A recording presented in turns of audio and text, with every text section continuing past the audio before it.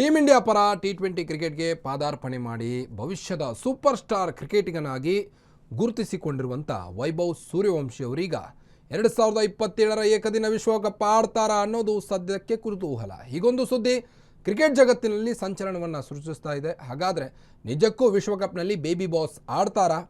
ತೋರಿಸ್ತೀವಿ ನೋಡಿ.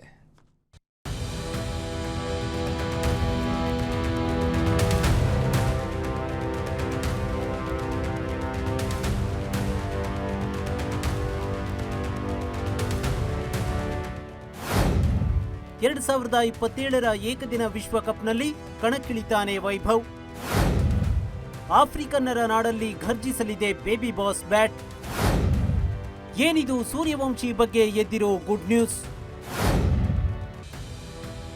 ವಯಸ್ಸಿನ ಲೆಕ್ಕಾಚಾರವನ್ನೇ ಮೀರಿಸುವಂತ ಆಕ್ರಮಣಕಾರಿ ಆಟ, ಬಾಲ್ ಬರೋ ಸ್ಪೀಡ್ಗಿಂತ ವೇಗವಾಗಿ ಬ್ಯಾಟ್ ಬೀಸುವ ಚಾಣಾಕ್ಷತೆ, ಇದು ಕೇವಲ ರನ್ ಗಳಿಸೋ ಸೂತ್ರವಲ್ಲ, ಎದುರಾಳಿ ಬೌಲರ್ಗಳ ತಂತ್ರವನ್ನೇ ಬುಡಮೇಲು ಮಾಡುವ ಬ್ಯಾಟಿಂಗ್ ಪರಾಕ್ರಮ.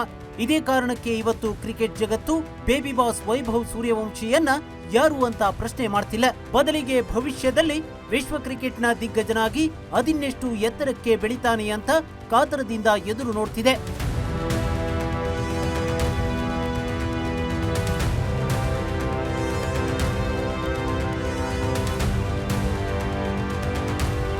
ಹೌದು, ಅಂತಾರಾಷ್ಟ್ರೀಯ ಕ್ರಿಕೆಟ್ಗೆ ಕಾಲಿಟ್ಟ ಕ್ಷಣದಿಂದಲೇ ಜಾಗತಿಕ ಕ್ರಿಕೆಟ್ನಲ್ಲಿ ಸಂಚಲನ ಸೃಷ್ಟಿ ಮಾಡಿರುವ ವೈಭವ್ ಪ್ರಸ್ತುತ ದುಲೀಪ್ ಟ್ರೋಫಿಯಲ್ಲಿ ಕಣಕ್ಕಿಳಿಯಲು ಸಜ್ಜಾಗ್ತಿದ್ದಾರೆ.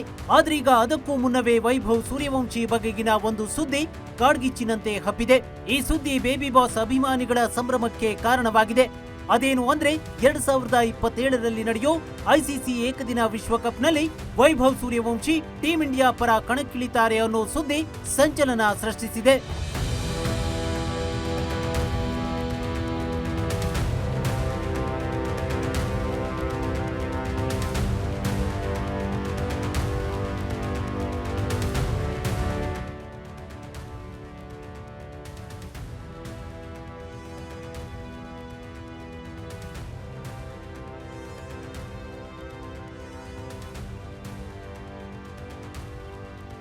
ಅಷ್ಟಕ್ಕೂ ಈ ಸುದ್ದಿ ಕಾಡ್ಗಿಚ್ಚಿನಂತೆ ಹಬ್ಬೋದಕ್ಕೆ ಕಾರಣ ಟೀಂ ಇಂಡಿಯಾ ಮಾಜಿ ಕ್ರಿಕೆಟಿಗ ರಾಬಿನ್ ಉತ್ತಪ್ಪ 2027ರ ಐಸಿಸಿ ಏಕದಿನ ವಿಶ್ವಕಪ್ಗೆ ತಮ್ಮ ಸಂಭಾವ್ಯ ತಂಡವನ್ನ ಪ್ರಕಟಿಸಿರುವ ಉತ್ತಪ್ಪ ಮರಿಹುಲಿ ವೈಭವ್ಗೆ ಮಣೆ ಹಾಕಿದ್ದಾರೆ.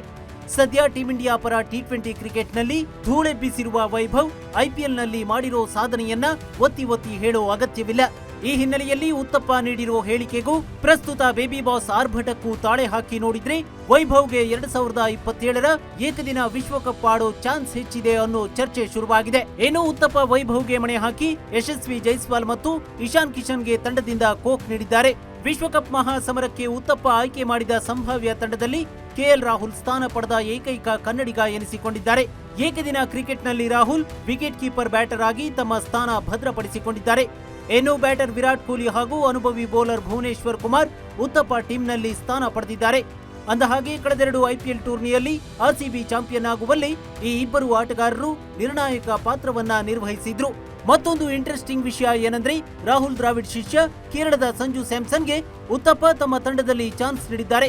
ಸ್ಯಾಮ್ಸನ್ ಆರಂಭಿಕನಾಗಿ ಗೇಮ್ ಫಿನಿಷರ್ ರೋಲ್ ನಿರ್ವಹಿಸಲಿದ್ದಾರೆ ಅಂತ ಕಾರಣ ಕೊಟ್ಟಿದ್ದಾರೆ. ಹಾಗೆ team India coach Gautam Gambhir ಪಾಲಿನ ನೆಚ್ಚಿನ ಆಟಗಾರರಾದ ವಾಷಿಂಗ್ಟನ್ ಸುಂದರ್ ಮತ್ತು ಹರ್ಷಿತ್ ರಾಣಾಗೆ ವಿಶ್ವಕಪ್ ತಂಡದಲ್ಲಿ ಸ್ಥಾನ ನೀಡಿಲ್ಲ.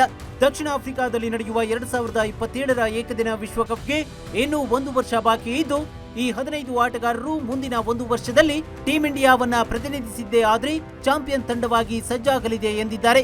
ಇದೆಲ್ಲದಕ್ಕಿಂತ ಹೆಚ್ಚಾಗಿ ವಿಶ್ವಕಪ್ ಮಹಾಸಮರದಲ್ಲಿ ವೈಭವ್ ಕಣಕ್ಕಿಳಿತಾರಾ ಅನ್ನೋದೇ ತೀವ್ರ ಕುತೂಹಲ ಕೆರಳಿಸಿದೆ.